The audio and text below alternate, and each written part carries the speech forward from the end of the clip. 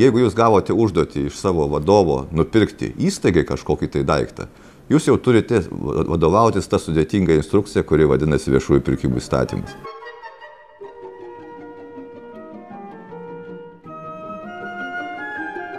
Ūkio ministerija formaliai be abejo yra atsakinga už viešuosius pirkimus. Bet jeigu kalbant apie valstybę, apie svarbą valstybei viešųjų pirkimų, tai be abejo visų pirma yra viešųjų finansų racionalus panaudojimas ir tuo pačiu metu stengiantis tai atlikti kuo paprastesnėmis procedūromis. Ir būtent dėl to yra svarbus projektas CPO.lt, kuris leidžia efektyviai panaudoti viešasias lėšas itin paprastomis procedūromis. Buvo kalbama, kad tai neveiks, kad niekas šituo nesinaudos ir kad tai iš viso nereikalinga yra. Bet štai mes dabar turim rezultatus. Jeigu kalbėtume apie žmogiškųjų išteklių sutaupimą, tai sutaupimai buvo milžiniški. Ką būtų dariusios pačios perkančiosios organizacijos, lyginant su tuo, ką atliko CPO.lt. Šituos pirkimus beje atliko labai nedidelė žmonių komanda. Tai centrinė perkančioji organizacija be abejo buvo įsteigta tam, kad vykdant viešųjų pirkimų procedūras, jas galima būtų atlikti kuo paprastesniais principais. Eiliai identiškų ar panašių pirkimų buvo nuspręsta juos standartizuoti tos pirkimus ir tą pirkimą padaryti žymiai greitesnį, žymiai paprastesnį.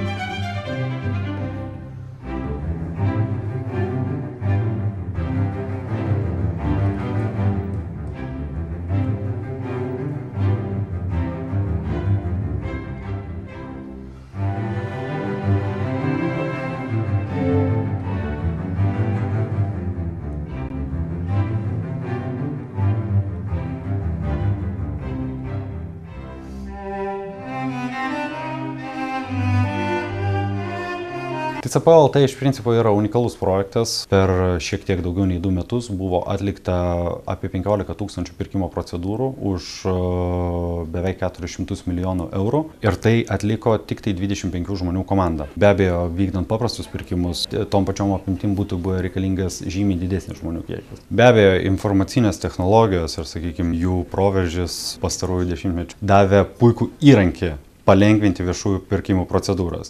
Tai matydami galimybę tą skaitmenizuoti ir poreikį supaprastinti, būtent ir priėmėm sprendimą, kad turi būti pirkimai perkelti į elektroninę erdvę. Tai yra pakankamai didelės investicijos ir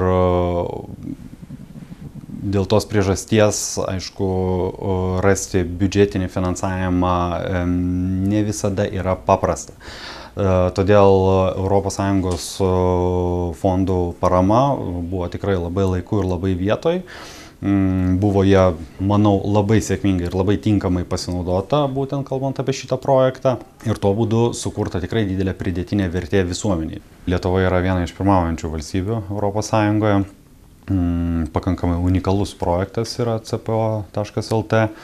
Ir be abejo, dėl to labai džiaugiamės. Ir tai tikimės, kad mūsų tas perspektyvumas ir inovatyviškumas ir toliau bus įgyvendinama šitoje srityje.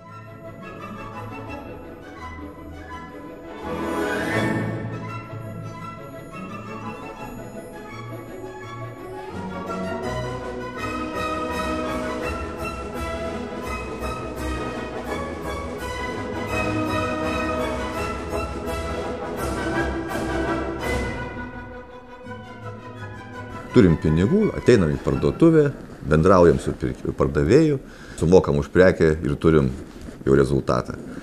Viešajam sektoriui yra šiek tiek kitaip. Pirkimą griežtai reglamentuoja instrukcija. Ta instrukcija vadinasi viešųjų pirkimų įstatymas. Daugiau nei 100 straipsnių. Ką tai reiškia?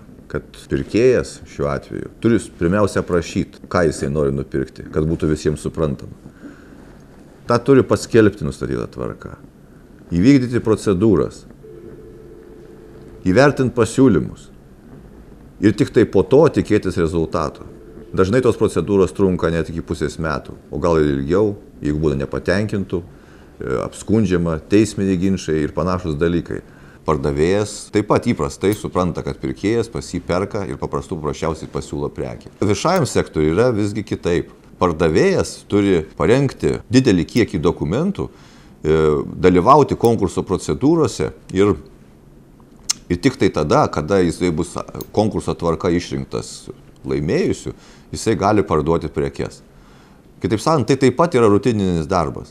Ir tą rutininį darbą atlikti taip pat užima labai daug laiko ir pastangų. Viskas trunka. CPO LT misija ir užduotis pagelbėti ir kitai pusiai, tai yra pardavėjams. O elektroninio katalogo pagalba viską padaro labai greitai ir paprastai.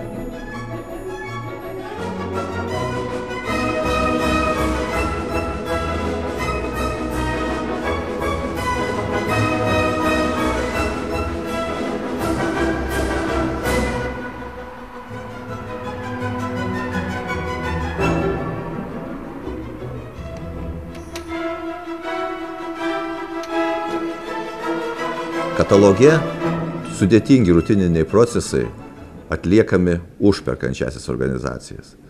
Tai yra centrinė perkančia organizacija, įvykdo procedūras, visus duomenis sukelia į elektroninę erdvę ir jau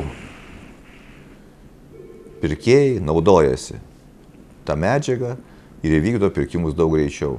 Kad suprastume, kokios tai apimties pirkimai, tai reikėtų priminti faktus. Per 2014 metus per centrinę perkančią organizaciją CPO LT buvo įvykdyta pirkimų daugiau nei už 1,4 milijardo litų. Ką tai reiškia? Įsivaizduokim, kad kiekvienas iš mūsų darbuotojų užtikrino daugiau nei 56 milijonų vertės pirkimų per metus. Šie skaičiai kiekvienai perkančiai organizacijai tikrai daug pasako. Tai tik tai didelės perkančios organizacijos su didelė darbuotojų kiekiu tokius kiekius gali padaryti. O čia vienas darbuotojas. Sutarčių vertės, vėlgi, 1,4 milijardo. Tai yra tikrai nemažai. Jeigu Lietuvos mastu žiūrėti, tai sudaro apie 10% visų pirkimų. Tokias vertės, tokias apimtis gali faktiškai užtikrinti tik tai elektroninės sistemos. Tai šių sistemų pagalba ir įvykdoma pirkimai. Ir būtent naujoji sistema, tikimės, padės perkančiosiom organizacijom vis dėlto lengviau įsigyti, paprasčiau įsigyti ir padaryti tą rutininį darbą. Sveikas, kaimynė. Sveikas. Tai matau, pradėjote renovuotis, gražinatės, šiltinatės. Renovuojamės? O ko jūs laukiat? Buvom ir mes susirinkimą padarę, nutarėm, kad būtų gerai, naudinga, bet pradėjau ieškoti statybininkų, tai daugiau bėdos negu naudos. O su kai kuriais pasikalbėjau žmonėm, tai sako, ir pusės metų neužtenka viską pasitvarkyti. Ir man neužteko, kol nepasinaudojau cpo.lt elektroniniu katalogu. Ten rangovus radau per kelias dienas. Nereikėjo ne 2 savaičių. Ir sutartį turėjom, ir dar pinigų sutaupėm. Statybininkai juk pigiau daro. Mano patarimas – pirk per cpo.lt. Ačiū už patarimą, taip ir padarysi. Rangos ir projektavimo paslaugas kataloge gali pasiūlyti 311 organizacijų. Galbūt daugiausia šis procesas priklausys nuo pačio pirkėjo, per kiek jis prisiruoš tą darbą padaryti, atsidarys mūsų katalogą, nes kataloge tai trunka minučių ausimas suvesti duomenis, o po to laukimas trunka nedaugiau savaitės.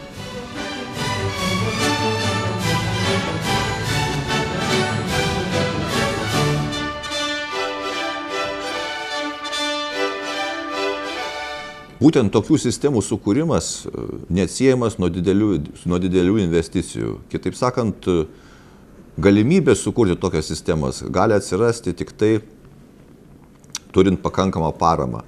Šiuo metu mes džiaugiamės galėję pasinaudoti ES pagalbą ir vykdydami projektą sukurti šį produktą, kurį mes šiandien turime.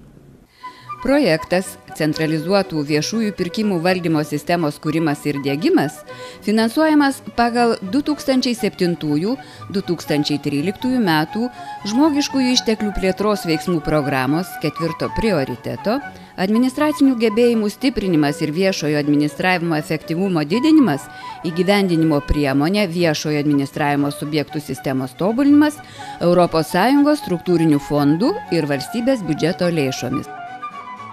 Įgyvendinančioji institucija Europos socialinio fondo agentūra. Projekto biudžetas 605 851 euras 28 eurocentai. Projekte buvo 5 poveiklės. Elektroninių pirkimų valdymo įrankio kūrimas ir diegimas, centralizuotų pirkimų modulių kūrimas ir diegimas, žmogiškųjų išteklių mokymai, infrastruktūros įsigijimas, viešinimas. Sistemą kūrė uždarosios akcinės bendrovės ATEA 29 darbuotojų komanda, tarp jų 5 sistemų architektai, 14 programuotojų, 5 sistemų analitikai, 3 informacinių sistemų testuotojai ir kiti. Projekto įgyvendinimo dokumentaciją sudarė net 4762 lapai. Projekto metu atnaujinta cpo.lt infrastruktūra. Įsigytos 2 tarnybinės stotys su programinė įranga, diskų saugykla, rezervinio kopijavimo juostinis įrenginys su pajungimo keitikliu, tarnybinių stočių programinės įrangos licencijos, tinklalapio prototipo redagavimo programinė įranga. Projekto vykdymo metu darbuotojai ugdė profesinės kompetencijas mokymuose ir seminaruose, sėmėsi patirties Portugalijos, Suomijos, Danijos ir Austrijos centrinėse perkančiosiose organizacijose. Vykdant projektą buvo suprojektuoti CPO informacinės sistemos verslo procesai ir schemos, sukurtas CPO informacinės sistemos vartotojo sąsajos prototipas ir CPO.lt interneto svetainė.